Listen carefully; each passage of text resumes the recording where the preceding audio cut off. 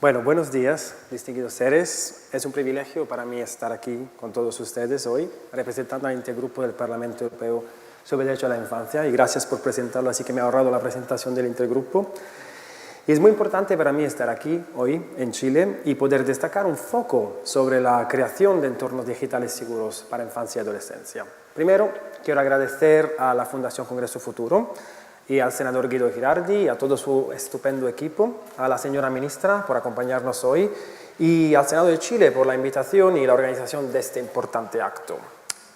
Chile tiene una posición estratégica y un liderazgo indiscutible en todos los temas relacionados a los entornos digitales, como hemos visto también en la presentación de la señora ministra. Y quiero celebrar el rol pionero de Chile en América Latina por la Ley de Inteligencia Artificial y también el rol pionero de Chile a nivel mundial sobre la Ley de los Nuevos Derechos, que ya pues coloca a Chile frente a los desafíos para la defensa de estos derechos fundamentales a nivel mundial. Bueno, ¿por qué es importante la generación de entornos digitales seguros para la infancia y adolescencia? Bueno, hoy en día, a nivel mundial, 1 en cada 3 usuarios es un menor de edad. Y cuando digo menor de edad, me refiero a todos individuos que tengan menos de 18 años, conforme a la definición que está incluida en la Convención ONU sobre el Derecho de los Niños del 1989. Lo cual conlleva que al menos 1/3 de todos los datos generados y procesados en el mundo entero pertenece a menores de edad. A eso le debemos sumar que niños y niñas y adolescentes representan más que el 50% de la población del sur global y en algunos casos incluso hasta el 70% en ciertos países. Entonces, aquí cuando hablamos de futuro, bueno, yo diría también de presente, porque siempre los niños, niñas y adolescentes están vistos como futuros, pero también es el presente, ellos son también el presente. Y entonces, pero es verdad que hablando de futuro y teniendo en cuenta este porcentaje inmenso de niños y niñas y adolescentes, es importante que en cualquier discusión, cualquier política y decisión sobre futuro, cualquier discusión sobre tecnología y desarrollo tecnológico e innovativo, los niños, niñas y adolescentes tengan un papel central también en la definición de estas políticas.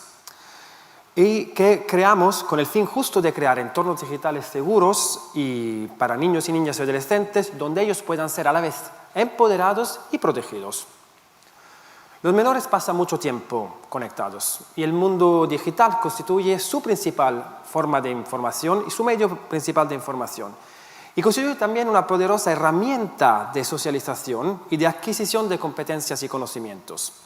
Los niños y jóvenes están influenciados por la información que obtienen en línea y eso repercute en sus decisiones. El deber cívico de participación depende del derecho a la información y este de ninguna manera debe de ser vulnerado por falta de integridad en la comunicación. Por supuesto, como dijo también el senador Girardi, no cabe duda alguna que el desarrollo tecnológico ha generado avances increíbles. Algunas cosas que incluso hasta hace poco eran consideradas impensables, imprevisibles, pero ha cortado también distancias, como sabemos, distancias geográficas, ha proporcionado a niños y niñas y adolescentes con tremendas oportunidades. Pero ahora, sin querer demonizar a las plataformas digitales, creo que es muy importante también admitir que el mundo de Internet no ha sido concebido con niños y niñas y adolescentes en su mente. Y entonces es muy importante también que digamos que su difusión y alcance masivo ha desafortunadamente, y yo diría y espero inconscientemente, generado distorsiones sociales que requieren una atención particular, algunas distorsiones sociales que incluso han llegado a amenazar nuestra verdadera democracia, nuestras sociedades democráticas. Y ha generado, como nosotros sabemos, unas distorsiones que, bueno, también pueden llegar a casos graves como delitos. Entonces, los menores en el mundo digital están considerados por parte de las empresas prestadoras de servicios digitales como consumidores de bienes y de servicios, al igual que los adultos, y sus datos personales vienen abastecidos sin su consentimiento, lo que permite a estas verdaderas empresas de generar un verdadero perfilado de sus usuarios que está completamente monetizado e intercambiado en el mercado, lo cual no ocurre y la sociedad no quiere aceptar y no está dispuesta a aceptar el mundo analógico. Pongamos algunos ejemplos.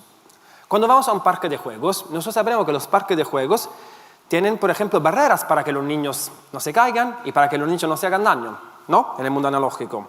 Los menores de edad no pueden comprar alcohol, por ejemplo, en los supermercados.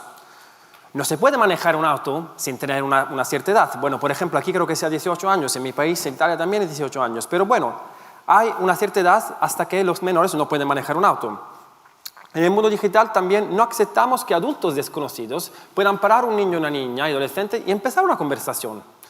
Y entonces, en el mundo analógico, aceptamos que los menores, precisamente debido a su específico estadio de desarrollo, requieren una atención particular y reglas específicas. Y aceptamos que su acceso en ciertos lugares esté restringido, precisamente por su grado de vulnerabilidad. Y entonces, ¿por qué no podemos aceptar? ¿Por qué no aplicamos las mismas reglas en el mundo digital? Yo digo, y deberíamos, no aceptar que niñas y niños y adolescentes puedan navegar en Internet teniendo acceso a todo tipo de contenido, que puedan realizar todo tipo de compra, al igual que los adultos. Y ojo, tampoco estoy sugiriendo de poner a las niñas y niños en cuarentena, y tampoco estoy sugiriendo de relegarles a espacios alejados y encerrados, sino lo que estoy proponiendo es ofrecer presupuestos para que todas y todas puedan ejercer sus derechos fundamentales de la misma manera que lo hacen en la vida real. En ese mundo tan hiperconectado, en donde los niños y niñas y adolescentes, mucho más que los adultos, son nativos digitales, es importante destacar cómo el impacto de las nuevas tecnologías, incluso ahora con los desafíos procedentes de la inteligencia artificial generativa, puede ser devastador para su correcto desarrollo emocional y cognitivo, como lo explicó muy bien el senador Guido Girardi. En estas sociedades de hoy en día, que son masivamente basadas en generación de datos, el modelo de negocio de las redes sociales ha sido una herramienta de propagación de la desinformación en muchos casos. El Internet ha proporcionado un paraíso seguro para muchos individuos con mala fe para realizar cada clase de delitos en línea. Entonces, es verdad que hasta llegar a casos como acoso sexual, como abuso sexual, como producción y distribución de pedopornografía infantil y otras formas de explotación sexual. Entonces, ese mismo modelo de negocio de las plataformas digitales ha sido diseñado con la intención de generar constantemente más visualizaciones, con el objetivo de sacarnos más informaciones posible, más datos y saber cuáles son nuestras preferencias y comportamientos y dejarnos pegados a las pantallas. Y entonces, como sabemos, se hace a través de likes, de compartir contenido y lo que acaba registrando cada aspecto de nuestra vida, dando lugar inevitablemente a comportamientos adictivos a través del empleo compulsivo de algoritmos. Ahora, los algoritmos, de hecho, ellos han demostrado una herramienta muy poderosa, bien capaz de prever y a veces incluso hasta influenciar nuestras decisiones, limitando qué tipo de contenido nosotros podemos acceder en línea. Ese mismo modelo de negocio entonces afecta negativamente a la salud mental de los menores, a su capacidad de prestar atención, con consecuencias muy peligrosas por su desarrollo cerebral, vulnerando su capacidad de discernimientos y procesos de toma de decisiones de manera muy informadas y conscientes, cuestionando los fundamentos de nuestra verdadera sociedad democrática y su propio tejido. Ahora, una vez más, no es mi intención pintar un cuadro distópico, un caso distópico para el entorno digital en donde los menores sean puramente y exclusivamente víctimas. Pero es importante subrayar que en este acto que los derechos de los menores en el mundo digital necesitan un enfoque especial y unas medidas específicas para su protección y para la protección también de sus datos personales y la prevención y protección contra los delitos en línea de que los menores cada vez más, mucho más que los adultos, están vulnerados. El objetivo mismo del Intergrupo sobre el Derecho de la Infancia del Parlamento Europeo, que yo tengo el honor de representar, ha siempre sido el de asegurarnos que el interés superior del menor y su bienestar sea siempre privilegiado y tenga prevalencia frente a otros derechos fundamentales, debido al carácter de vulnerabilidad de los menores. En esta dirección se colocan todas las enmiendas y resoluciones presentadas y aprobadas por el Parlamento Europeo, a todas las legislaciones más importantes que abordan el tema de la protección y protección de los derechos de los menores en los entornos digitales en este mandato parlamentario. Se trata de instrumentos legislativos dentro del mercado único europeo que reúne 450 millones de habitantes y representa la mayor cuota de mercado de todas las plataformas digitales en el planeta. Entonces, quiero contarles un poco de estas legislaciones europeas. El primero es una ley que ha sido aprobada hace poco, que es la Ley de Servicios Digitales. En esta Ley de Servicios Digitales, inicialmente, no teníamos previstas normas específicas para los niños y adolescentes. Gracias a la labor llevada a cabo por el Intergrupo de Derechos de los Menores dentro del Parlamento Europeo, ahora ya tenemos medidas específicas que tienen en cuenta la vulnerabilidad de los menores. Voy a comentar algunas de estas. El artículo 34 de esta misma ley habla de una evolución de riesgos. Entonces, hoy en día, en la Unión Europea, en el mercado europeo, todas las empresas prestadores de servicios de comunicación digital, las grandes plataformas y los motores de búsquedas estarán obligadas en analizar y evaluar los riesgos de todos los productos que deriven del diseño y de funcionamiento de sus productos y los sistemas relacionados en este, incluyendo también los sistemas algoritmos y el uso que se haga de sus servicios. Esta evaluación tiene que ser muy específica en todos los servicios y productos proporcionados, teniendo en cuenta su gravedad y probabilidad, y tiene que incluir específicos criterios. Estas empresas estarán obligadas en evaluar cualquier efecto negativo real o previsible para el ejercicio de los derechos fundamentales por parte de los usuarios europeos. Puedes ver cuál es el porte revolucionador. Por primera vez, una ley pone los derechos fundamentales, pone los individuos al centro en los entornos digitales. Y, una vez más, gracias a estas enmiendas también, pone a los niños en una posición central. El artículo 35 de esta misma ley habla de reducción de riesgos. O sea, no solo nosotros estamos obligando a esas empresas a analizar los riesgos sistémicos que deriven de los productos y servicios que ellos proporcionan en el mundo digital, es necesario, una vez que ellos hayan identificado estos verdaderos riesgos, que pongan en marcha unas medidas específicas para reducción de estos riesgos. ¿A qué me refiero con esto? Por ejemplo, para proteger los derechos de los menores, hay la obligación de incluir herramientas de comprobación de la edad, la dicha verificación de la edad, y también herramientas de control parentales y también unas herramientas destinadas a ayudar a los menores para poder señalar abusos y obtener ayuda según les corresponda. Ahora, no solo hemos hecho esta legislación. Cuando hablamos de entornos digitales seguros, y como decía antes, muchas veces, desafortunadamente, el Internet se ha convertido en un espacio donde los criminales pueden hacer cualquier caso de delito. Si pensamos en esto, el delito más importante y el delito más grave que puede ocurrir en Internet es cuando los niños estén abusados y explotados sexualmente. Y es por eso que también hemos llevado a cabo una propuesta de ley, que es una propuesta de reglamento para el que se establecen normas específicas para prevenir y combatir el abuso sexual de los menores. Y entonces, este marco legislativo, esta ley, se pone bajo el paraguas de la Ley de Servicios Digitales. Pero justo en vista y en relación al contenido particularmente grave, que es la pornografía infantil, hemos decidido crear una legislación sectorial y específicas para identificar unas normas específicas. Y entonces, también porque hay que decir que esos delitos disciplinados en esta propuesta legislativa son quizás el caso más grave y flagrante y la más flagrante frustración y violación de los derechos fundamentales de sus usuarios, ya que estamos hablando de imagen que retraen menores en situaciones íntimas de abusos. En la última década, desafortunadamente, se ha registrado un aumento exponencial de imágenes íntimas de menores víctimas de delitos graves de abuso sexual. El Centro Americano para los Niños Desaparecidos y Abusados, The National Center for Missing and Exploited Children, ha pasado de recibir 17.000 informes de pornografía infantil a 1 millón de informes, esto solamente en Europa en 2020. Y la pandemia ha conllevado un ulterior aumento de los informes y de casos de abuso sexual de menores en red. Por lo tanto, es necesario, y una vez, esta ley todavía es en tramitación, pero estamos a punto de aprobarla. Una vez aprobada, es muy importante que esa ley lo que hace es que obligará a las empresas a utilizar herramientas tecnológicas para detectar y denunciar el delito grave de abuso sexual de los menores en línea y retirar el material de abuso sexual de menores, justamente para la protección de sus derechos fundamentales y también de sus derechos a la protección de sus datos personales. ¿Cuál es también el carácter que a mí, de verdad, si pensamos estos tipos de delitos, hay que pensar que nos enfrentamos con delitos que conllevan desafíos muy importantes.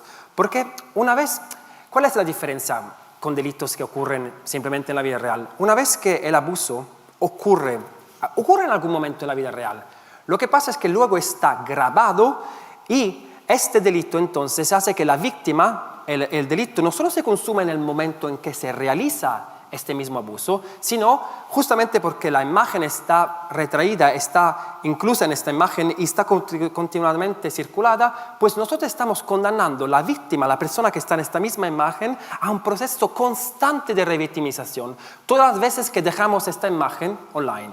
Y es por eso que ahora, una vez que esta legislación estará aprobada, las empresas estarán obligadas a retirar este material.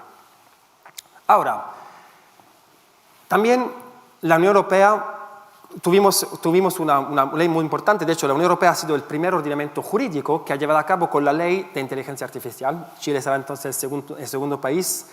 Y hemos tenido, en este caso, una vez más, a través de la labor llevada a cabo por el Intergrupo de Derechos de los Menores, hemos incluido unas normas específicas que tengan en consideración, una vez más, la vulnerabilidad de los menores.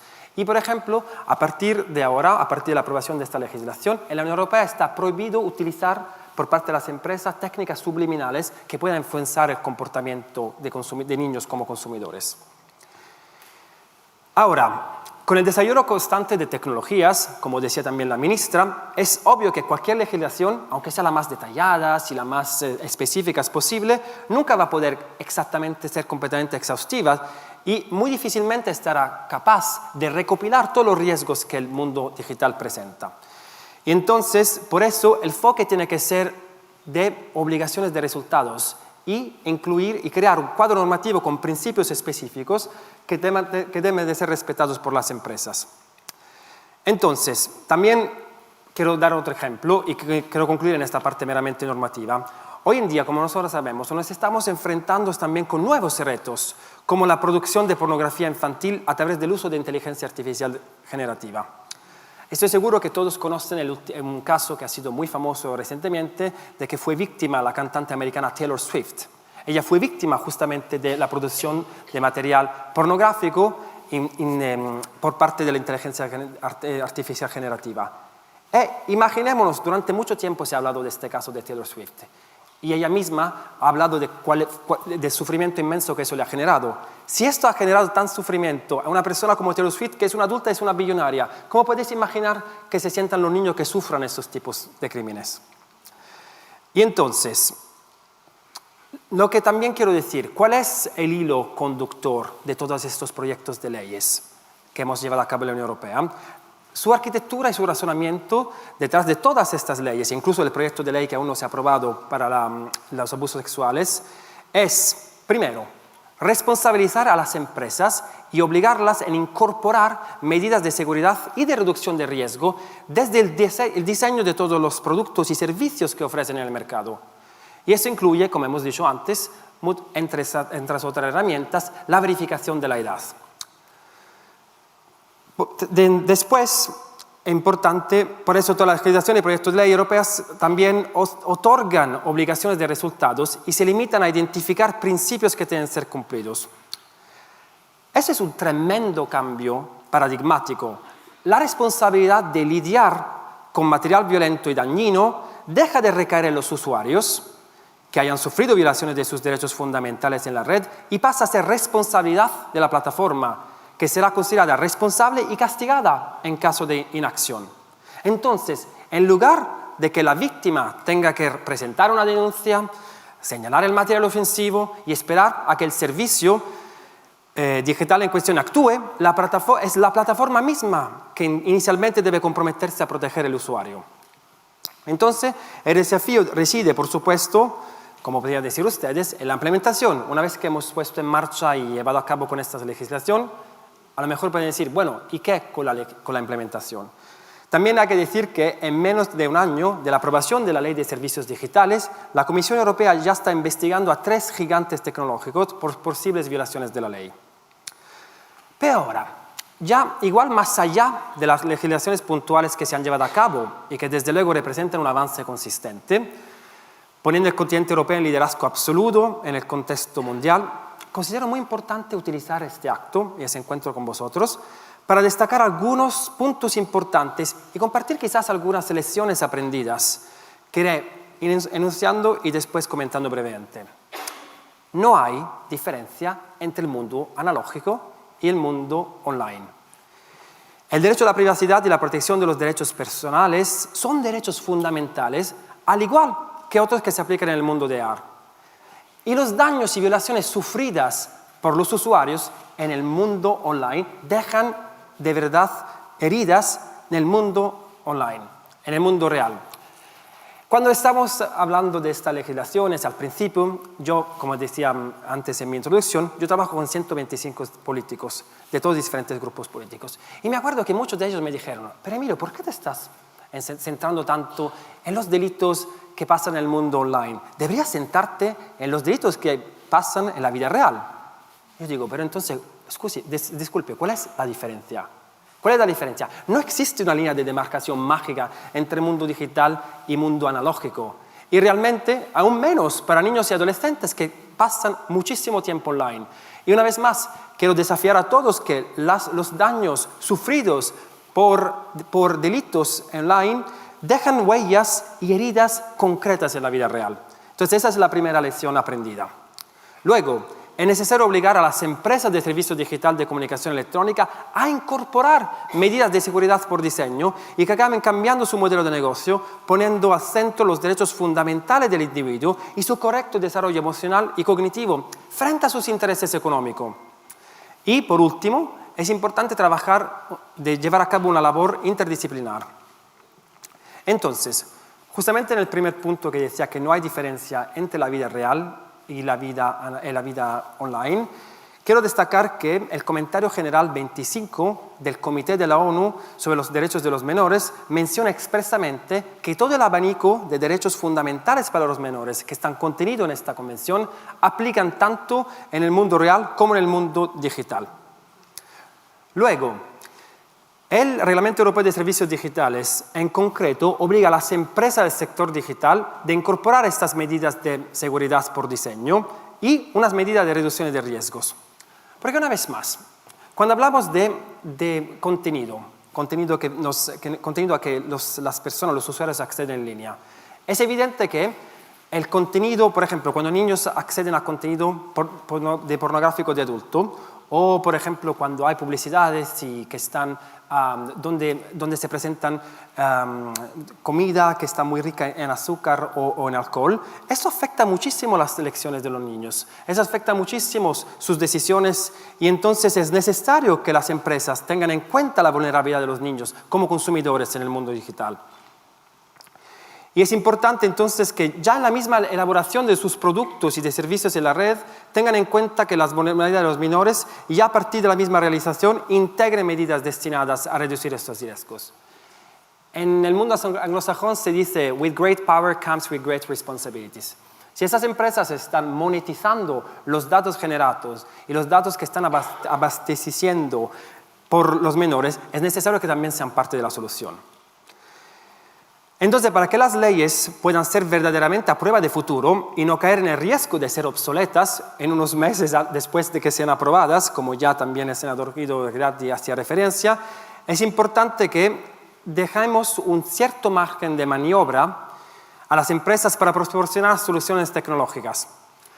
La ministra está hablando de inteligencia artificial. Lo dijo muy bien que la inteligencia artificial está ahí para quedarse y que no es todo malo que está ahí. Por ejemplo, en la legislación que está ahora en tramitación en la Unión Europea para la protección de los niños contra los delitos de abuso sexual, podemos ver cómo la inteligencia artificial no solo puede tener un efecto negativo, como en el caso de deepfakes y producción de material pedopornográfico a través de inteligencia artificial generativa, pero también un uso correcto de inteligencia artificial puede ser incluso beneficioso y puede dar beneficios en la lucha a esos tipos de crímenes. Le voy a dar un ejemplo concreto. Microsoft, por ejemplo, según Microsoft, uno de cada 10 casos de eliminación de contenido pornográfico infantil en sus servicios digitales, solamente uno proviene de denuncias de usuarios y 9 provienen del mismo algoritmo de detección creado por la propia empresa. Entonces, obviamente, ese es un ejemplo concreto de un utilizo de inteligencia artificial. Porque para que eso se hace a través de unos sistemas de clasificaciones que consiguen, a través del uso de inteligencia artificial, entender ya que ese tipo de material corresponde a material pedopornográfico. Entonces, de cara a estos desafíos tan contundentes con los que nos estamos enfrentando, es imprescindible tener un enfoque multidisciplinar y multisectorial. En ese sentido, quiero aplaudir el modelo ofrecido por el Congreso del Futuro, aquí en Chile, y su carga innovadora a nivel mundial. No existe un único antídoto y la solución conlleva un conjunto de acciones e iniciativas específicas que va ya de la educación a la salud pública, desde la justicia a la lucha a los delitos. La educación mediática, siempre que se habla de creación de entornos digitales seguros para la infancia y adolescencia, se habla de la importancia de destacar iniciativas de educación mediáticas. Y yo digo que sí, la educación mediática es realmente muy importante y felicito muchas de las iniciativas en este sentido. Pero también quiero alertar y subrayar que la educación mediática como tal, solas, no es la solución mágica. De hecho, no creo que sea justo esperar que los niños, que sean los propios niños responsables de verificación de hechos y las fuentes de información en las redes sociales. Y considero muy importante señalar el riesgo de basarse exclusivamente en iniciativas educativas en relación a la integridad de la información y la iniciativa de autorreglamentación por parte de los proveedores de servicios de Internet, ya que eso también puede ser utilizado como forma de aliviar a los proveedores de servicios de comunicación electrónica de sus responsabilidades, acabando de ser demasiado oneroso. Porque una vez que hagamos la educación, es como podernos lavarnos la mano. Oh, bueno, pues hemos dado toda la información a los niños. Ahora pues son ellos que tienen que utilizar estas informaciones para no caer en estos riesgos. Pues no, es importante que sean las mismas empresas que tengan la responsabilidad. Entonces, también cabe destacar que para la natura intrínsecamente transfronteriza del mundo digital, no se pueden proporcionar una respuesta concreta a estos retos sin esfuerzo de coordinación a nivel global. Por eso estoy muy contento de estar aquí con todos ustedes y juntar fuerzas con Chile para que Chile también pueda tener un papel de liderazgo en el contexto latinoamericano. Los desafíos del mundo digital, lo sabemos, son múltiples y no pueden ser abordados con una sola legislación. Me encantaría ya a mí, como abogado, que se invente una legislación que pudiese ya proporcionar unas soluciones a todos estos desafíos. Y entonces, eso tiene que ser acompañado por programas educativos y otro tipo de intervenciones sociales que pongan siempre los menores al centro. Solo a través de un involucramiento de todos los actores de la sociedad, incluso el sector privado de las empresas, se puede impulsar un cambio concreto que pueda minimizar y finalmente eliminar las consecuencias negativas para los menores. Por último, y ya para concluir, quiero destacar que desafortunadamente, y muchas veces en el discurso político, solo hablamos de menores cuando hay un problema. Solo hablamos de menores cuando ellos, por ejemplo, no han cumplido la ley. Y esa es la labor también llevada a cabo por un intergrupo específico del Parlamento Europeo que trabaja en todas las comisiones parlamentarias. Yo quiero cuestionar hoy esto y en cambio resaltar la importancia de reconocer a las niñas, niños y adolescentes como sujetos de derechos y proponer medidas específicas para proteger a los niños en línea, ya contra todas formas de delito en línea, discurso de odio, contenidos nocivos y desinformación. Esto es un imperativo moral y una inversión en salud pública.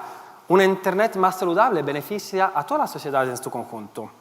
Y, por último, es necesario que en este diseño y en estas soluciones también los niños y las niñas y los adolescentes tienen que ser parte de la solución misma. Tienen que ser involucrados y tienen que ser involucrados de manera muy significativa en la definición de estas resoluciones. Muchísimas gracias por la atención.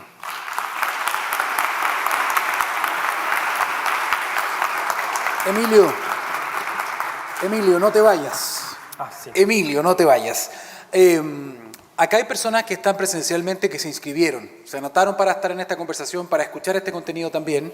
Queremos aprovechar que estás acá, que nos has venido a visitar también. Insisto, sabemos que hay personas que están muy interesadas en este tema, es fundamental para muchos, para muchas, me incluyo. Si hay alguna pregunta, tenemos personas que están con micrófono, colaboradores que nos están ayudando. Si es que hay alguna pregunta para Emilio, algo en particular. Hay varias manos levantadas, a ver. Ahí ayúdenme ustedes atrás, los que están con nuestros amigos con micrófono. Ya, ahí tenemos una pregunta, por favor. Tratemos que la pregunta sea breve y, Emilio, la respuesta también más o menos concisa para alcanzar a responder varias. ¿Y me pueden decir el nombre también cuando se...? Que digan el nombre y que se paren, por favor. No los queremos presionar. Sí. Soy Josefina Paso, soy estudiante de periodismo y te quería preguntar ¿qué alertas podemos ver en los niños y para saber de que están siendo abusados de manera digital y de qué forma en los colegios podemos incorporar ciertas políticas que ayuden a entender que están siendo abusados y de qué forma se puede evitar también incluyendo a los niños en esto y no solamente a los adultos? Me perdí la primera parte de la pregunta, ¿puedes repetirla? ¿Qué factores indican que un niño está siendo abusado digitalmente? ¿Puedo contestar? Bueno, sí. Entonces, eso es muy importante. Muchas gracias por la pregunta. Es muy importante que también los profesores y los adultos que trabajan en los colegios, lo que están muchas veces en primera línea. Entonces, como saben ustedes, cuando se habla de abuso sexual en línea, muchas de las veces esos abusos están, de hecho, cumplidos por parte de personas que están en el círculo más cercano a los niños. Y de hecho, muchos sabemos, esto es un dato europeo, pero estoy seguro que también pasa en todo el mundo, los niños no tienen el coraje de denunciar los abusos. Y entonces es muy importante que, de hecho, así sí que las intervenciones y medidas educativas, es así ya para los adultos, puedan equiparle para poder intervenir y para poder identificar que unos niños y unas niñas ya dentro del colegio puedan identificar que estén abusados online. Y esto pueda dar a los adultos y a los profesores la posibilidad también luego de denunciar los abusos a la policía. Muchas gracias por la pregunta. Avanzamos, habían varias manos más, así que aprovechemos estos minutos que son clave. A ver, si me ayudan. Ahí encontramos otro, le llamamos micrófono. Hola, aquí. Sí. De pie, Permiso. eso. Hola Emilio, soy Javiera, parte de la Fundación Tremendas, fundación que trabaja con infancias todos los días. Tú comentabas que están trabajando por leyes para responsabilizar a las empresas de estos delitos, pero esas leyes toman tiempo, ¿no es cierto?, en ser ejecutadas, pero los delitos suceden hoy. ¿Cómo las organizaciones que estamos trabajando por y para las infancias podemos hacer algo hoy? Muchas gracias por la pregunta, Javiera. Pues, por ejemplo, en la fase de la labor llevada a cabo, en la fase de elaboración de la misma legislación, nosotros identificamos unas ONGs que operan en el contexto europeo, que pueden ayudar muchísimo, que trabajan directamente con niños y para que ellos puedan incluso tener una especie de certificaciones de Trusted Flaggers, no sé cómo decirlo esto en español, y entonces, como decías muy bien tú, en el momento en que la labor llega a cabo y todo el proceso legislativo se cumpla, puede pasar mucho tiempo y el trabajo hecho para estas ONGs es muy importante y eso puede ayudar muchísimo. Pero una vez más, y no quiero ser pesimista, el trabajo que hace una persona humana nunca va a poder hacer igual del trabajo que hace la máquina. Por eso quería dar el ejemplo de Microsoft. Son las empresas mismas que tienen que desarrollar herramientas tecnológicas para detectar el material pedopornográfico, para detectar y denunciar y retirar este mismo material. Pero eso sí, se tiene que hacer en conjunto con la sociedad civil. Muchas gracias, Javiera. Gracias por la respuesta. Gracias, Emilio. Tenemos, sí, hay hartas manos levantadas. Ahí me están diciendo, por favor, de pie y el nombre. Sí, hola Emilio, Matías Rojo de Data Legal Consulting. Oye, te quería hacer una consulta. Respecto a los ISP, en este caso Microsoft, me imagino que el entorno es distinto, entendiendo el mercado norteamericano con lo que pasa en la Unión Europea. Acá en Chile, por ejemplo, respecto de las leyes de telco, tenemos una norma que establece que la información se tiene que almacenar por 90 días. Desde ese punto de vista, ¿cómo ustedes están manejando el tema de la privacidad por diseño y por defecto, en el caso justamente de las ISP, en el mercado europeo, para que tenga consonancia a su vez, porque estas son redes al final? Entonces, cuando uno dice, bueno, si nos enfocamos tanto en el mercado europeo, va a explotar Norteamérica o va a explotar Latinoamérica, porque en realidad van a ser los mercados menos regulados. ¿Qué es lo que está buscando desde ese punto de vista la Unión Europea como alianza? O sea, en el fondo, para que este seguimiento sea completo. Muchas gracias por la pregunta. Hubiera tenido que decirlo al principio. La Unión Europea, de hecho, tiene una de las leyes de protección de los datos personales más importantes del mundo. Los derechos a la privacidad es uno de los derechos fundamentales también reconocidos por la Carta de los Derechos Fundamentales de la Unión Europea. Y de hecho, estoy muy contento de esta pregunta, porque sí que muchas veces, incluso en la discusión que tuvimos en la Unión Europea, se ha presentado el derecho a la privacidad y el derecho a la protección de los datos personales como si fuese de cierta manera conflictivo, en conflicto con la protección de los menores y de otros derechos fundamentales. Pero no es así. Cuando hablamos de verificación de la edad, existen maneras tecnológicas de hacerlo que sean respetuosas de la privacidad y de los datos personales. Entonces, yo creo que las dos pueden ir juntos. Y en la Unión Europea, entonces, lo que hemos dicho y lo que hemos llevado a cabo es que hemos identificado unos criterios específicos y una vez más, pero hemos dejado siempre un margen de maniobra para el desarrollo tecnológico, porque realmente, una vez más, una ley como tal, yo no pienso que sea nuestro papel en la legislación. Él decía a las empresas cómo hacerlo, sino darle una vez más un marco y un cuadro normativo dentro del cual ellos se puedan mover, pero respetando ciertos criterios. Y en estos criterios también tenemos la protección de datos personales y privacidad. Y en el caso de abuso sexual, la cosa se complica un poco más, pero se complica y a la vez se lo hace más fácil, porque ahí lo que pasa es que el contenido mismo ya es ilegal y el mero poseso de pornografía infantil es un delito como tal, y esto entonces justifica una cierta vulneración de otros derechos fundamentales como puede ser la privacidad y los datos personales. Tenemos más preguntas. A ver, tenemos el micrófono por ahí. De pie, por favor, y el nombre, quien lo tenga. Hola, ¿me escucha? Sí. Yo soy Adolfo, soy un antiguo informático, ¿ya? Estoy en la decadencia de la jubilación. Lo que me parece a mí muy importante es que mirado nosotros todos los viejos, los ancianos que estamos en esta época, estamos en una selva de desconocimiento y que de alguna manera nos sentimos muy disminuidos, ¿ya?